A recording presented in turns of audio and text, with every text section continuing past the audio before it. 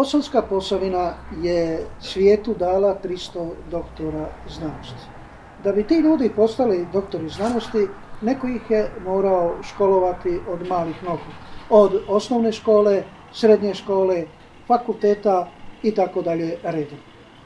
Među tim ljudima koji su mukotrpno radili kako bi drugi ljudi bili obrazovani i bili netko u sveukupnom življenju je i gospodin naš današnji gost, profesor Jozo Jelinić. Gospodine Jozo, evo na početku našeg razgovora recite nam, vi ste iz Bosanske Posavine, dugo ste radili u Bosni, Tešanj, Bosanski Brod, Derventa. Veliki ste broj ljudi izveli na put, među njima su danas vrlo poznati, popularni ljudi. Kako je raditi taj odgojni posao? Vi ste se susretali s različitim ljudima, s različitim karakterima. Evo, ja vas pozdravljam. Što se tiče mog rada kao nastavnika, kao profesora, tu zaista je jedno određeno životno iskustvo i zahvalan sam sam sebi što sam nekad kao mlad, kao odličan učenik srednje škole izabrao to zanimanje. Nije to zanimanje, ne spada tamo gdje su velike plaće i tako dalje, međutim sad vidim na kraju krajeva da je najbitnije zadovoljstvo svog zanimanja. Danas susretnem razne svoje učenike, od tokara, autolimara, od čistača ulica. Pristupaju i pozdravljaju kako sam te svoje đake nekada navodio na ono osnovno u životu, a to znači biti vrijedan i biti pošten. Bilo je tu i učenika, sad kad već pričamo, bilo je tu i negativnih ocjena, međutim sve je to bio plod tog rada, plod da se postigne rezultat. Lako je dati pozitivnu ocjenu, nema problema, ali treba je i zaslužiti. I sad recimo kao, evo od prošle godine sam u mirovini, znači profesor u mirovini, prije 3-4 godine dobio sam i ono što se kaže zadovoljstvo za taj svoj rad kao nastavnika, kao profesora, dobio sam državnu nagradu za životno djelo. Ivan Filipović. Ivan Filipović, da. To je uspjeh, ja uvijek kažem, prije svega tih mojih đaka, tih mojih učenika. Jer sam ja, recimo, kroz tu borbu, normalno je da učenike, pojedini učeniki, ili da mora reći, i možda nekad u razredu, većina ne žele učiti, ali tom jednom borbom sam ja njih uvjerio da je potrebno. Pa onda ja danas sretnem svoje učenike. Evo kaže profesor, otišao sam ja, moram ja sad spomenuti u Njemačku, otišao vani, nema bez crteža, ne možeš krenuti. Da, to je upravo ta borba koja je i donijela i taj sam rad u nastavi, što možda i nije ova prilika da pričam o tome, je iznjedrio da sam ja napisao 5 srednjoškolskih udžbenika koji su isto tako nastali radom u nastavi. Priprema, redovitost dolazka, pisanje domaćih zadaća i tako dalje. Profesore, možete li nam reći, vi ste iz Bosanske Posavine, možete nam reći koliko je vaša obitelj doprinijela tim moralnim vrijednostima? Jesu li zapravo moralne vrijednosti koje ste vi prenosili na svoje učenike, na svoje đake, zapravo korijene i temelje dobili u vašem obiteljskom domu? Upravo to temelji. I recimo, evo, ja moram odmah spomenuti primjerice, evo ova knjiga koja se tiče Bosanske Posavine, koja se tiče mog mjesta rođenja. Upravo to što ste rekli, riječ temelji. U njoj sam spomenuo u toj knjizi, to je jedan i dokument o postojanju svih nas, nažalost, postojanju, sad moram reći, u Bosanskoj Posavini, koja govori o tim temeljima. Pa kad ja to danas pričam negdje, što je bio osnov temelj, recimo, djetinjstva, molitva uveče. Ja sad kad to vidim, Bože moj mili, pa to danas ne bih mogao nitko tu moju djecu iz tih soba potjerati da to čine. A tad kad sam bio dječak, ta molitva iskreno mi je i smetalo. To je bilo predvečer, kapela zvoni, mi se moramo okupiti i smoliti. Međutim, sad vidim da je to onaj temelj koji čini čovjek da kasnije ima jedno pravo usmjerenje u životu, a to je imati svoju obitelj, imati svoju djecu. Evo, vi ste otišli iz Bosanske Posavine, ali Bosanska Posavina nije otišla iz vas. Napisali ste knjigu Gornja Močila kod Bosanskog Broda. Da. Sve govori, dakle, naša Gornja Močila. Što je bio uz taj zavičajni motiv, što je bio motiv pisanja ovakve knjige za čovjeka koji je u odgojnom procesu? Vidite ovako, odmah da kažem zašto to kod Bosanskog Broda. Gornja Močila je maleno jedno selo. Ja volim reći jedno maleno naselje, zato sam morao reći da se zna gdje je. Ne mogu reći Koraće, Novo Selo, to su velika sela. Evo prije svega to. Malo prije je tu govorio gospodin Anto Bubalo, jedan od pjevača izvornih pjesama iz Bosanske Posavine.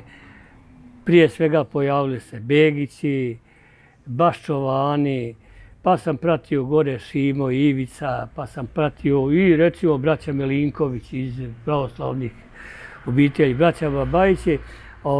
Sve sam to nekako pratio, ta obilježja. A zašto sam pisao primjerice ovu knjigu? Dao mi je zato ideju ponajviše od svih tih pjevača Anto Bubalo. Ne zato što je čovjek bio ovdje, ja sam to i napisao u ovoj knjizi. On svojim tekstovima, što ga ja i nagovaram tekstovima svojih pjesama, kada bi se te knjige poredale u povijesnom kontekstu,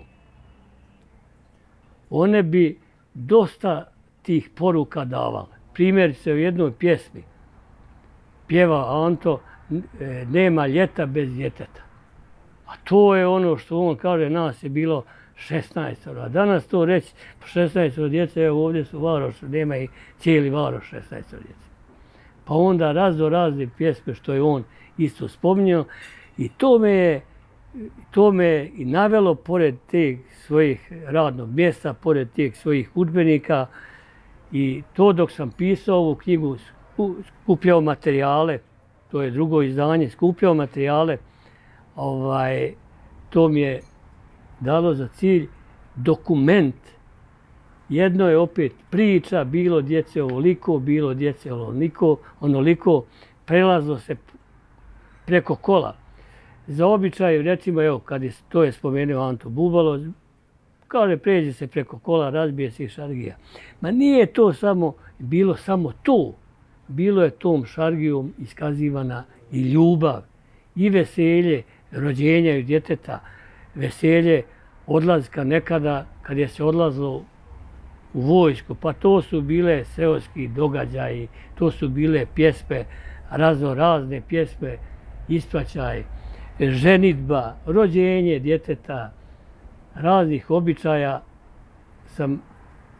Danas svi znamo da čak i smrt, pokop, sahrana se obavlja uz glazbu. Pojedini to ljudi i pogrešno. Ja na to gledam jednostavno po meni ne ulazim u te stvari vjerskog karaktera da bi znao objasniti.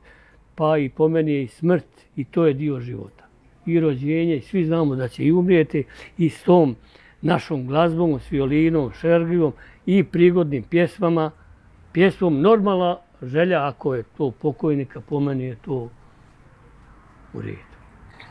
Profesore, evo kad malo bolje pogledamo činjenici u oči, vidjet ćemo da ne samo na području Bosanske Posavine, nego i ovdje u Slavonskom Brodu, sve je manje i manje ljudi. Kako tumačite činjenicu da ljudi jednostavno odlaze sa svojih područja? Evo, to je sad već jedno otprilike političko pitanje i zna se i to bolje ljudi objasniti koji su razlozi iseljavanja. Nažalost, što smo došli dotle, do takve situacije, ja znam po svojim đacima, odškoluju se ovdje, profesore, nemam ja posla, ja im odošli, kao nemam jednostavno posla, nezadovoljan ovim odlukama, nezadovoljan procesima koji se dešavaju, ne bih, nisam političar, tako da taj riječnik ne ide, ali vidim jedno nezadovoljstvo mladih ljudi koji odlaze, a osobito sam ja osjetio to zadnje godina svog rada. Nekada je recimo znalo biti u razredu 35, 36, 38 učenika. Ja sad ulazim u razred 15 učenika. Ulazim, 3 učenika sjede, to je sad naša realnost. Evo i bilo mi je žao kad dođe u razred 3 učenika sjede. I kako to objasnite, kako sad, ali evo i to mi je drago što sam napisao u toj svojoj knjizi, kako je nekad, evo ja ću reći za svoju prabaku, rodila je 21. Ali bila je to velika smrtnost, pa je ostalo, opet ih ostalo 12 živi. Tako da ima ona pjesma Ante Bubala, nije bilo ljeta bez djeteta. Daj Bože da se to opet ponovi, odmah će reći, šta vi si sad sa ovih starih hoće i tako dalje. Međutim, zaista... Evo samo još jedno pitanje prije završnoga. Vi ste profesor, radili ste u srednjoj školi. Kako tumačite činjenicu da je u Bosanskoj Posavini, našoj ravnici, pa i onim brdima, brežuljcima, izraslo preko 300 doktora znanosti? Pa vjerojatno, ne znam sad to vam ja točno, ali vjerujem da ima i tog da je ta, evo recimo nas je bilo 4 brata i 4 sestre. Vjerojatno te puno i djece da je nekak i borba među nama. Nisu ni moji braća svi volili ići u školu. A evo jedan nije volio, ja volio i bio najbolji učenik u školu. Prema tome, to je ta nekakva borba između te djece, među tom djecom. Valjda je i kad danas sjedi jedno dijete za stolom, pa nema on apetita. Kad ih stavi 4, 5, pa kad dođe pita sa sirom odnesoše na brzilu. Evo, to je malo po meni viđenje, ne želim ništa drugo u kontekst stavljati. Jedna životna borba gdje je puno djece, to je jedna životna borba kako se svi snaći, jednim drugima pomoći i tako dalje. Mene je moj otac bio je u mirovini, otišao sam u Rijeku, ali sam i učio. Nema se vrati dok ne završiš, a danas je to malo drugačije gdje je jedno dijete, pa daj, pusti ga, završio srednju školu, kup mu auto. I dešava se ono da ne idemo sad u prometne nezgode i tako. Evo, profesore, malo prije ste spomenuli da kada je više djece na okupu, da se to jednostavno zajedništvo razvijalo i pravilo. To je zapravo i glavni cilj društveno-kulturne platforme za Bosansku Posavinu. Što mislite o takvim idejama za Posavinu, za područje koje su na neki način svi otpisali? Samo mi koji smo porijeklom iz Bosanske Posavine stojimo uz svoj rodni kraj, uz zavičaj. Što se tiče tog pitanja, odmah su mi nekako na umu riječi kardinala Puljića. Na kraju završava naša Bosna, naša vječna kuća. Po meni situacija jest kakva jest. Najbitnije je ne prodati čestice svoje. Dalje, moram primijetiti, nažalost, velika većina, nažalost, se jednostavno ulijenila. Ulijenila se, što nije u redu, zbog naših očeva, naših djedova, naših pradjedova koji su nekad dolazili u neko carstvo, zbog toga samo da bi preživjeli.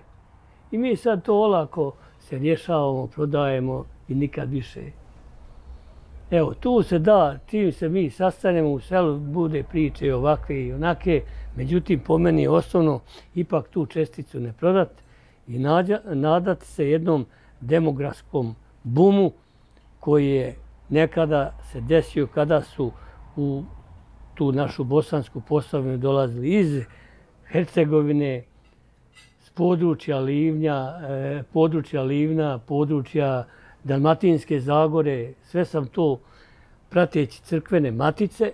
Evo vidite što kažem ja, što je dokument.